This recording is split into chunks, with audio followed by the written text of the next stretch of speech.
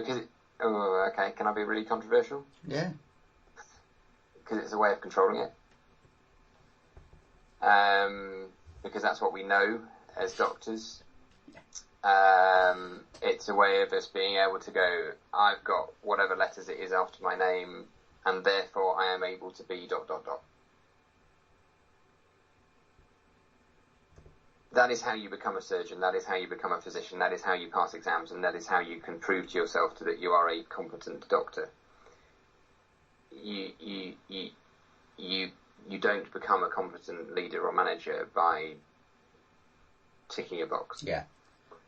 This is and you know why okay, what's the real reason why I've not been involved in FMLM? I suspect is because I've been doing the job. So I chose Nye Bevan over King's Fund or an MBA or whatever it may be, because the whole point of Nye Bevan and the whole point of EGA is that you do it in your job, with other people, and it is a process from which you start here and you end up here, and you can prove where you've got to. I love the fact that I've got a thing on the wall saying that I passed Nye Bevan. It was probably the hardest process I've ever been through psychologically. But the point was not that I got the certificate. It was the point for me was that I'd done it. Yeah. And I'd done it with a group of people, and so I don't know. Yeah, I mean, it's actually a really tough question. It is, but it's really interesting. You're reflecting. I mean, one of the people who asked me to do the chat last night is a guy called Tony Berrant, who was the medical director at Oxford until he retired a few years ago. He's quite heavily involved in FMLM, but one of the things Tony contributed last night was that, you know, leadership is a psychosocial domain, and so therefore it's not going to be like medicine. So I think if you were to read some of that chat, you'd see there's lots of appetite out there from people to think like I do, like you do, about what it is and about the process. And I think that FMLM's quite open to that, in my understanding. They've obviously got the kind of credential stuff, but actually they don't prescribe courses, they don't offer courses, they don't sheep dip people. What they do is they say, where are you in your career? What are the sorts of things you might want to do?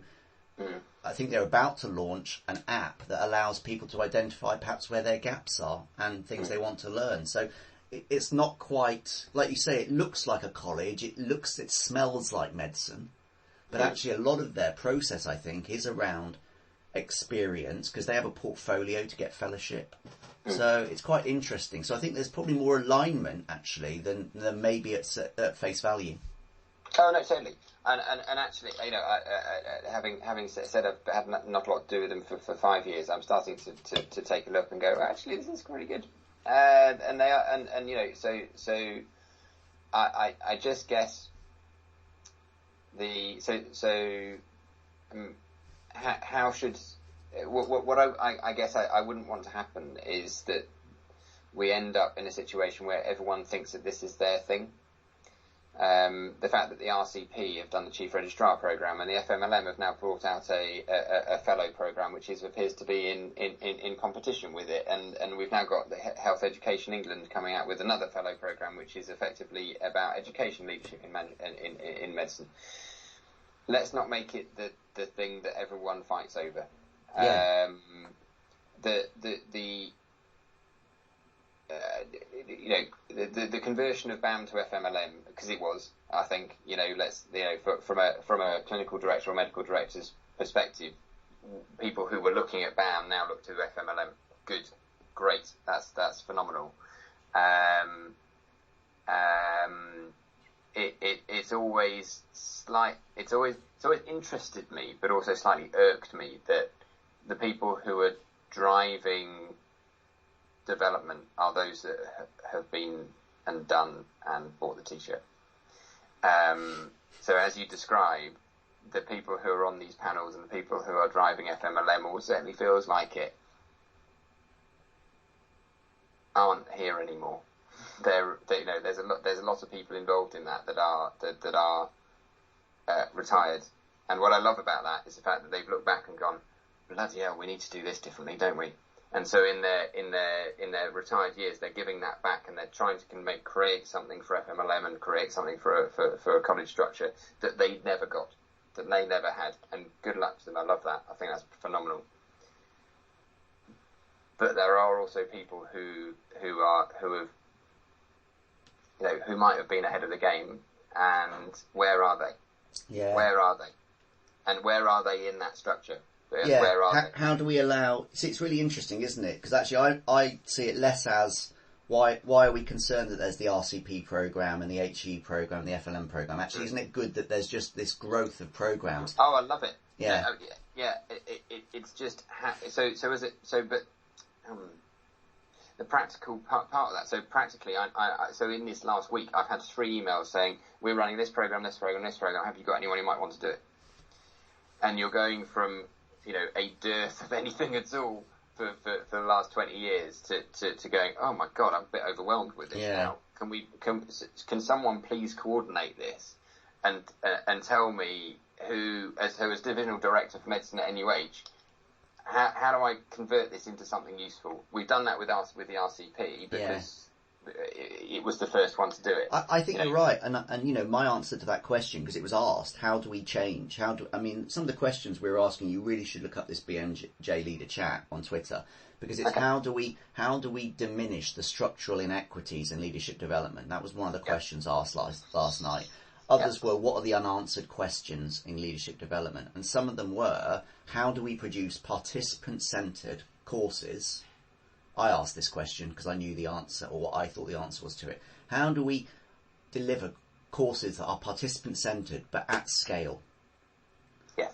And I think that's what the Anderson programme and I think the Leadership Academy programmes do, because I don't know what your experience was. I think you're peer assessed and you have a set coordinator in Bevan.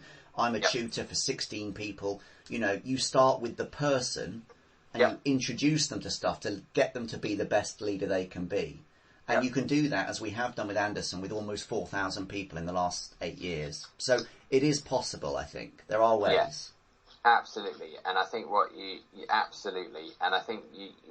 would be really fascinating, actually, what would be really interesting would be the doctors that have been through. So let's go back to the doctor bit. The doctors that have been through EGA or been through NIBEVAN, who decided they didn't want to do it with just doctors, and they wanted it to be they wanted it to be broader. Are they involved in FMLM? Yeah, good question. Yeah, because is that what? I might be. I don't know.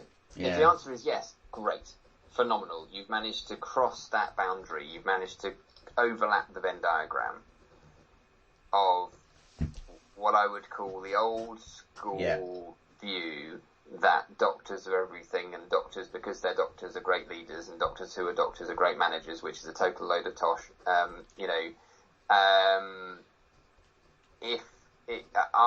you by creating EGA and by creating NIBEVAN and the expectation that you will be sitting alongside a communications manager and a nurse manager and a director of finance and a future chief exec, the people who are selecting themselves to do that, are they different from the King's Fund Medical Director course? Are they different from the FMLM fellows?